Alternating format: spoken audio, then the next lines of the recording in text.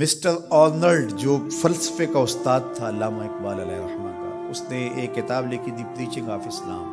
تو اس کے اندر اس نے لکھا کہ اسلام پوری دنیا کے اوپر کس طرح پھیل گیا.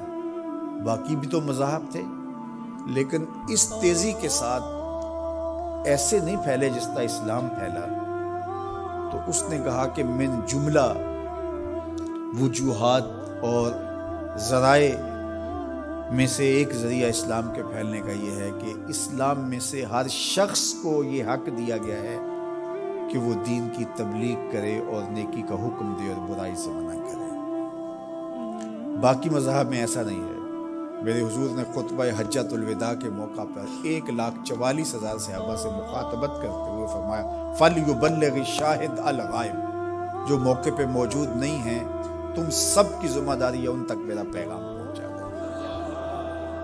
بلغوا عنی ولو آیہ، میری جانب سے ایک آیت بھی آتی ہو تم نے اس کو آگے منتقل کرنا ہے. مومن ایک معاشرتی فرد ہے جو صرف اپنے آپ کو ہی نہیں بچاتا، دوسروں کو بھی بچاتا ہے، دوسروں کی بہتری کا ضامن ہوتا ہے. من رعا منکم منکرا فلیغیرہ بیدہ فإن لم یستطع فبلسانہ فإن لم یستطع فبقلبہ وذلک اضعف الایمان. فرمایا تم میں سے اگر کوئی شخص برائی ہوتے دیکھے تو ہاتھ سے منع کرے، اور اگر ہاتھ سے منع نہیں کر سکتا تو زبان سے روکے، اگر زبان سے بھی نہیں روک سکتا تو دل سے برا جانا. وذالک اضعف الایمان، اور یہ کمزور ترین ایمان کی علامت ہے کہ وہ دل سے برا جانا. اسے کم از کم زبان سے منع کرنا چاہیے. کوشش تو ہو کہ ہاتھ سے منع کرے. لیکن آج کل وہ کہتے ہیں جی اب کسی کو کہنے کا زمانہ نہیں رہا. کسی حد تک یہ بات سمجھ میں آتی بھی ہے کہ آج کسی کو اگر کہیں تو وہ الٹا ناراض ہو جاتا ہے، بلکہ کسی کی اولاد کو کوئی تربیتی بات کہیں تو والدین آگے کہتے ہیں کہ تمہیں کس نے حق دیا ہے. تو یہ بات اپنی جگہ پہ، لیکن کیا ہم اس سے کسی کو کہنا چھوڑ دیں گے؟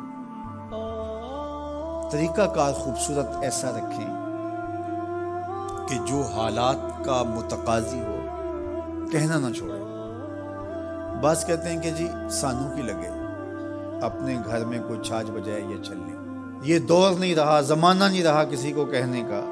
اگر اس فلسفے کو تسلیم کر لیا جائے اور یہ طے کر لیا جائے کہ ٹھیک ہے، تو پھر برائی سے منع کون کرے گا اور نیکی کا حکم کون دے گا؟ جبکہ اس امت کی ذمہ داریوں میں یہ شامل ہے کنتم خیر امت اخرجت للناس تامرون بالمعروف وتنہون عن المنکر. تم بہتر امت ہو.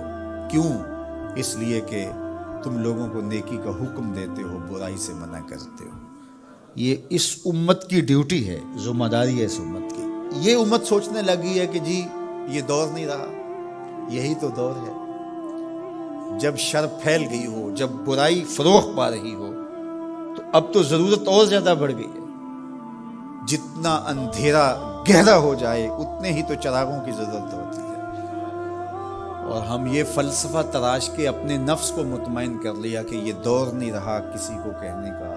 حضور نے مثال بیان فرمائی کہ کشتی میں سارے لوگ قابض ہو کے اپنی جگہ کو طے کر کے بیٹھ جاتے ہیں اور سفر شروع ہو جاتا ہے، اور ایک شخص اپنے ہی حصے کی جگہ میں سوراخ کرنا شروع کر دیتا ہے، اور باقی اگر اس کا ہاتھ نہیں پکڑتے، اس کو روکتے نہیں ہیں اور کہتے ہیں ٹھیک ہے وہ اپنی جگہ پہ کر رہا ہے، اپنے گھر چھاج بجائے چلنی ہمیں کیا لگے.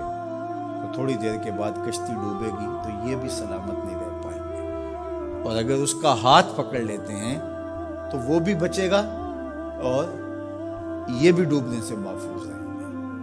جب برائی پنپتی ہے، برائی کی نشو و نما ہوتی ہے، تو کیا وہ چنگاریاں ہمارے گھروں کو خاکستر نہیں کرتی؟ معاشرہ تباہ ہوتا ہے تو ہم اپنی اولادوں کو پھر کس طرح بچا پائیں گے؟ تو مل کے برائی کو روکنا اور نیکی کا حکم دینا یہ مسلم معاشرے کے تمام افراد کی ذمہ داریوں میں شامل ہے.